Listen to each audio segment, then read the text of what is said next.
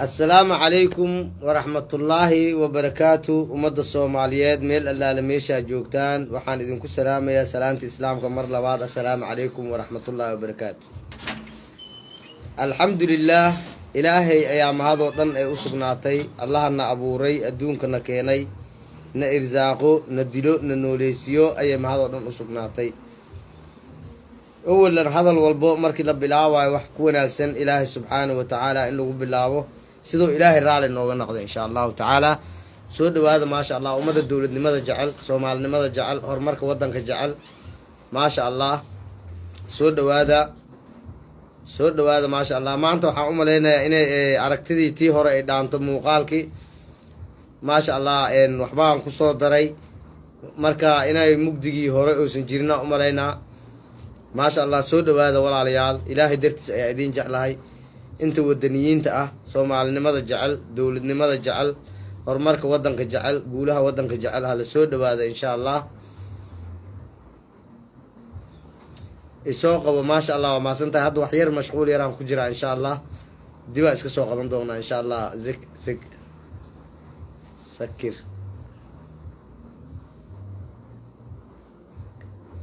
ما شاء الله إن شاء الله. دوا اسك سوق من دونا هذا مشغول سنة إن شاء الله. hoogaa hoole yaraan ku jiraa marka wanaaga inaan iskaga daysano ayaa loo baahan yahay. maasha allah hadda waa mashquulsanahay walaalkay kuma soo qaban kari xoogaa yar mashquulaan ku jiraa marka wanaaga insha allah waan isku soo qoreynaa waan wadaagaynaa. maasha allah adduunyada sideedaba waxaan ognahay ilaahay subxaanahu watacaala wuxuu raalli ka yahay in looga dhaqmo. maanta waxaan jeclahay inaan ka hadlo caruurta iyo habeenka in loo gargaaro gaar ahaan ciidanka inay u gargaaraan insha allahu tacaala. sida aan ognahay haweenka xaq ayay nagu leeyihiin annagana xaq baan ku leenahay. haweenku wayna dhaleen hooyo wayna dhashay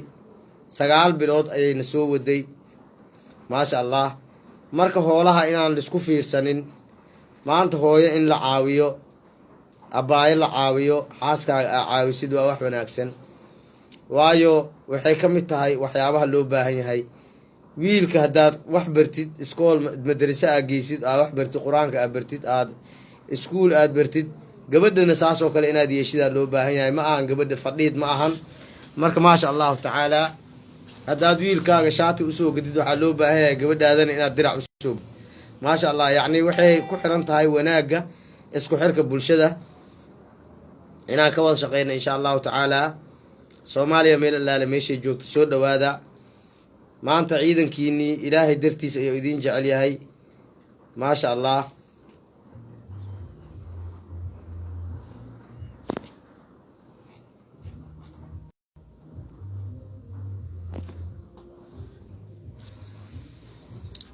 maasha allah soo dhawaada adduunyada waxaan ognahay maanta waa laga tagayaa cid joogaysa ma lahan. cid walboo maanta aaminsan adduunyada waad joogaysaa qalad ayay aaminsan tahay been ayaad aaminsan tahay. runta hadalka runtiisa waxay tahay adduunyada ilaahay subxaanahu watacaala ayaa iska leh. ciddii maanta joogtana beri ma joogto sida aan ognahay waa laga tagayaa. marka hamiga faalsada ah yacni dadka uu ku xiran yahay ayaa inaan la hadla rabaa. marka ujeeddada aan maanta halkaas usoo galay baraha bulshada ayaa waxaa qabsatay dowladdii oo shabaab heshiis la ah. waa inoo roonaan laheyd shabaab hadday heshiis qaadan lahaayeen maba qaadanayaan. shabaab waxaan dagaal ahayn heshiiskoodu ma ahan waan lala dagaalaya insha allahu tacaala. soomaalinimada ha nagu weynaato dacaayadaha raqiiska aan iska daaya insha allahu tacaala. wanaagga aan ka shaqeyno horumarka waddanka aan ka shaqeyno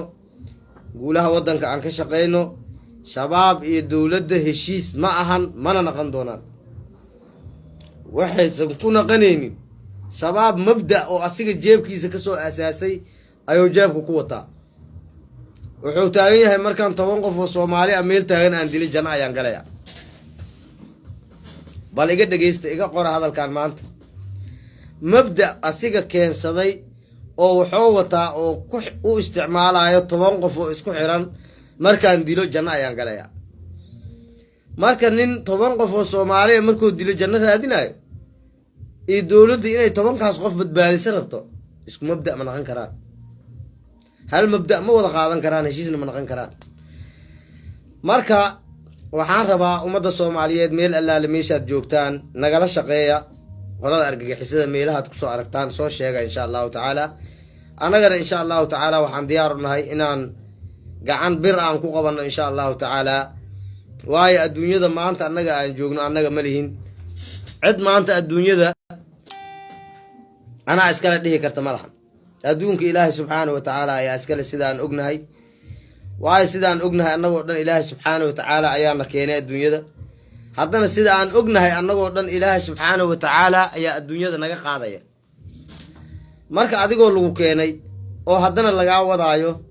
haddaad ku darsatid kibir iyo qooq waa laga fiican yahay walaalayaal horta awalan culummada waxaan ka codsanayaa meel allaale meeshay joogaan aniga nin caalim miihi nin cilmi le miihi balse waxaan iska wataa xadiiska nabiga oo ahaa balliquu cannii walow aaya yacni hal aayad haddaad taqaanid walaalkaa u sheeg aniga nin oo hadda caalim oo cilmi ka saay miihi waxaa iska ahay nin maskiinkaas aad aragtaan halka xaboo soo maqlo la soo cararo marka waxaan jeclaha culummada insha Allahu tacaala inay wanaagga ka hadlaan bulshada ay isku soo xiraan inay wanaagga ciidamada ay ka sheekeeyaan horumarka waddanka ay ka sheekeeyaan guulaha waddanka ay ka sheekeeyaan marka looma baahna maanta Soomaali oo kala gogo'an Soomaali oo dayacan Soomaali oo dhibaataysan maanta aniga kulley xaggayga aniga aad iyo aad ayay ii dhibaysaa waayo ma ogi aniga gaar ahaan Soomaali aad ay igu weyn tahay yacni waxay ila tahay waddanka oo idil maanta dhibaato yaraa dhacday haddii lay dhaho aad iyo aad ayaa ugu murgaya yacni ilinteeda hataa ma ceshan karo yacni taasna waxay keeni kartaa waddaniyadda waayo ruuxaan waddani ahayn dadkiisa uma danqado maanta dareenka aniga igu jiro ilaahay subxaanahu wa tacaala ayaa igeliyey allahaas ayaa awal mahad iska leh marka waxaan jeclaa lahaa ummadda Soomaaliyeed meel allaale meeshay joogaan dareenka waddaniyadda dareenka walaaltinimada dareenka horumarka waddanka dareenka guulaha ummadda Soomaaliyeed inaan ka wada shaqeyno oo aan ilaahay dartiis isku walaashano aan isku soo dhawaano waa wax loo baahan yahay maanta haddaan hal cadow nahay annaga dhan hal cadow ayaan leenahay horta sida aan u ogaano maanta cadowga adiga ku raadsanaya iyo kan aniga aan la dagaalamayo waa isla cadowgii kan adiga ku dhibaateynaya iyo kan aniga dhibaatada ila raadinayo anna aan kaa hortaaganayo waa isla cadowgii marka inaan la soconno maskaxda aan ka shaqaysiino aan ku fikirno ilaahay subxaanahu wa tacaala adduunkana keenay asaana dilaayo asaana nooleysiinaayo asaana irsaaqaayo asaana socodsiinaayo asaana seexinaayo waxaasoo dhan inaan isku xirno oo ilaahay subxaanahu wa tacaala daraaddiis ciidanka aad ula shaqaysaan marka run haddaan la sheegin been waxba ma tarto run haddaan la sheegin been waxba ma tarto haddaan maanto dhan been ku wardiyo waxba ma taraysa been marka waxa wanaagsan ruuxa bini aadinka ah inuu runta sheegi karo oo ilaahay subxaanahu wa tacaala beri hadduu geeriyoodo ilaahay subxaanahu wa tacaala sidoo raalli uga noqdo marka walaalayaal waxaan idin leeyahay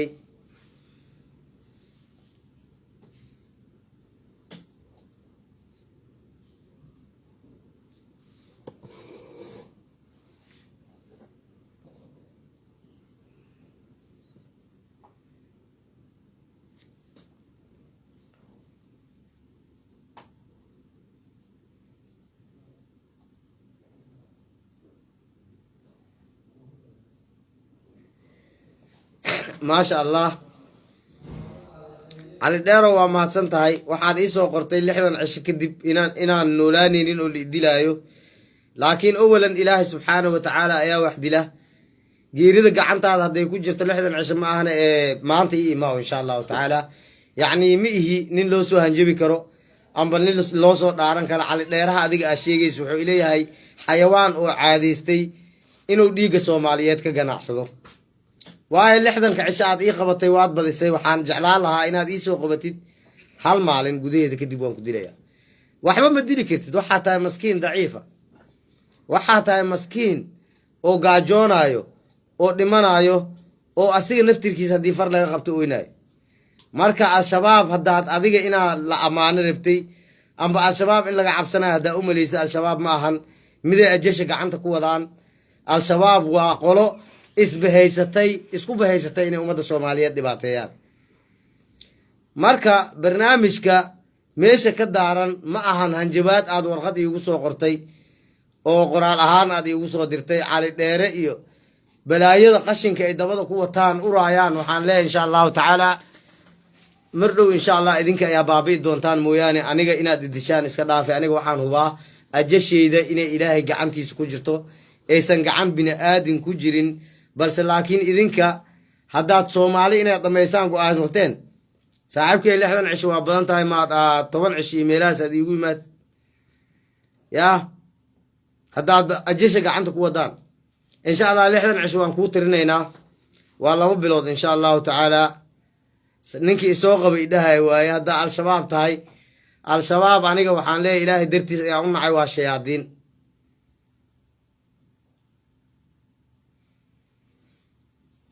saaxiibkay nin masaajid ku jiro oo ka soo baxay ama masaajidka ku jiro in la dilo diinta banaynaysa ii sheeg diinta 10 bal ah oo idinka gaalada yahuudda idiin soo dhiibtay ma ahan kitaabka qur-aanka ilaan kitaabka qur-aanka meesha loo galaayo waa masjidka waxaa kitaabka qur-aanka loo galaa in la akhristo guriga waa kuu yaalaa xafiiska waa kuu yaalaa meel walba ayaa la dhigtaa kitaabka qur-aanka lagu akhristaa balse laakiin muhiimadda meeshii khayrka iyo wanaagga loo galaayo waa baytullaahi haddaa baytullaahi dad ku jira aad disheen waxaad tihiin gaalo oo yahuud ah dhiiggiinana ilaahay darsi ayaan ugu dhawaanaynaa insha allahu tacaala ilaahay idinkiis marka 60 cisho waa igu badan tahay ii soo dhaweey insha allahu tacaala imaaw ajasha gacantaada kuma jirto waan ka xumahay allihii i abuurtay ayaa wuxuu leeyahay idaa jaa ajaluhaa laa yastaxqiruuna saacatan walaa yastakdimuun aniga 60 aad ii qabatay waxaa macquule anuu saan u hadlaa inaan kursiga ka dhaco waqtigeyga meeloo jiri ma ogi adigaan faataalaha ah oo khuraafaadka ummadda soomaaliyeed ka dhadhacsiiyo oo ummadda u soo hanjabaan balse aniga ima soo hanjabi kartaan idinkama cabsanayo al-shabaab kiina ugu weyn iyo kiina ugu yar insha allahu tacaala waxa niyaddeeda ku jirto ayagoo xilib ku xiran inaan magaalada soo dhexmarsiin doono aan maxkamadeyn doono kiina dagaalka aan iskaga hor imaanan inaan dili doono dhiiggiisa aan jannada ku gali doono insha allahu tacaala marka fikirka qaldan adaa aaminsan hadda idinkaaba idinkoo baahan daciif ah issoo dhiibaysaan maalin walbo maalin 3 baa imaato maalin 2 baa imaato maalin 1 baa imaato marka adiga maanta xilli aad ii hanjabtid ma joogtid marka waxaan kuu sheegayaa nabiga sallallahu alayhi wasallam wuxuu yiri aktharuhum lil maut dhikra dadka dhimashada og aniga dhimashada waan ogahay nina u hanjabi kartid ma ihi waayo waxa adduunka ugu xun qofka jaahilka ah wax walba aad ku shubtid wuu qaadanaya balse hal xadiis ayaa si qaldan u adeegsataan hadda idin sheegaya dhageyso xadiiskii oo nabiga sallallahu alayhi wa alihi wasallam ee Aisha ay tiri يخشوا جيش الكعبة فإذا كانوا ببيضاء يخسفوا بأولهم وآخرهم ونبي كويري ثم يبعثون على نياتهم ما أنت إذن كرأي وحاد كدقتين مساجد كان يمكن جرينا الدشان أو أدهضان أنت مساجد كل جوكتي ثم يبعثون على نياتهم هدوه حلسوا بحان يدود حديث كاسماء هين مد أو يعني لو أذيك سدو مساجد كبيت الله مركا كعبادنا بينبا كشيكتين إلهي درتيسنا وإلهي نوعقود ديراتين ummadda Soomaaliyeed dhiigoodana baadil ayaad ku bixisaan shaydaan ayaa idinku shaqeysto shaydaankiina insha Allah taala mar dhow oo soo afjarmi doona 60 cisho way badan tahay soo dhaqso insha Allah taala anigana waxaan ku ballan qaadayaa ajash ina adiga haynin oo anigana 60 cisho ka sokoba ina adiga is arki doono insha Allah taala Allah ku keeno meeshaan ma ahan beejkii daalimiinta looga cabsanayay beejkan ma ahan beejkii munaafiqiinta al-shabaab argagixisada al-shabaab kooxda ugus looga cabsanayay ma ahan beejkan beejkii waa Allah subhanahu wa ta'ala kaliya looga cabsanayay marka fikirka qaldan haddaad aaminsaneed ku soo dhiibay soo raac wadanka ku soo noqo haddaadan soo raacin awooddaada itus ilaahay subhanahu wa ta'ala awoodiisi taada kama sareysee itus marka ma sha Allah waxa idin leeyahay Soomaaliya meel allaale meeshaad ku sugantihiin ilaahay dartiis ay idin jeclahay la xiriira ciidamada qolada argagixisada al-shabaab meeshaad ku aragtaan soo sheega waayo beenaale ii soo qoray inaad 300 oo qof zooba aad ku disheen Mubemba ya inaad nin masjid ka soo baxay oo khudbadii soo akhriyay aad disheen Mubemba nin masaajid ku dhex jiro inaad disheen Mubemba inaad dameer ninkii watay asigana idinka carray lafiis idinka la badbaaday oo dameerkii aad gubteen Mubemba oo dameerkii raran waaya rarkii saaran inaad gubteen diinta xayawaanka in la gubo banaysay waate ya Mubemba ninkan waan ka shakinay wuxuu la shaqeeyaa dawladda Soomaaliyeed murtad buu la shaqeeyaa waxaan ku xukuumnay dil toogasha hay Mubemba sheeg ii soo qor inta aan ka hadlay Mubemba inaad ummadda aad duurka joogo xoolaha zaka xoog ah aad ka qaadataan oo zakadii oo masaakiinta iyo fuqaraada loogu talagalay inaad baadaan Mubemba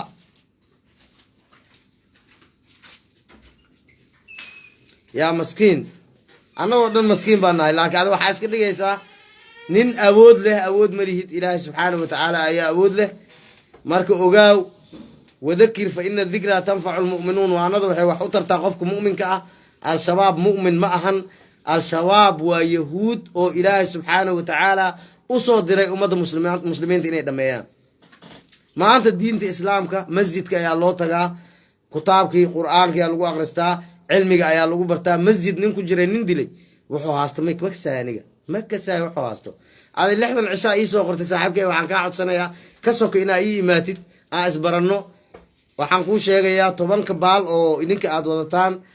oo qoladan ajnabiga idiin soo dhiibay ma ahan kitaabka qur'aanka munazilka ah waa kan ilaahay oo ogol yahay in la badbaadiyo ummadda dhiigooda marka insha Allah taala waan ku sugayaa welcome soo dhawaaw awoodaada itus anigana waxaan ka ballan qaadayaa adigoo xiran inaan maxkamadda ku soo taagi doono mana ka cabsanayno Soomaaliya ha noolaato insha Allah taala meel alla la argagixisada meeshaad ku ogaataan soo sheega wabillahi tawfiiq wassalaamu calaykum ورحمة الله وبركاته. Soomaaliya ha noolaato.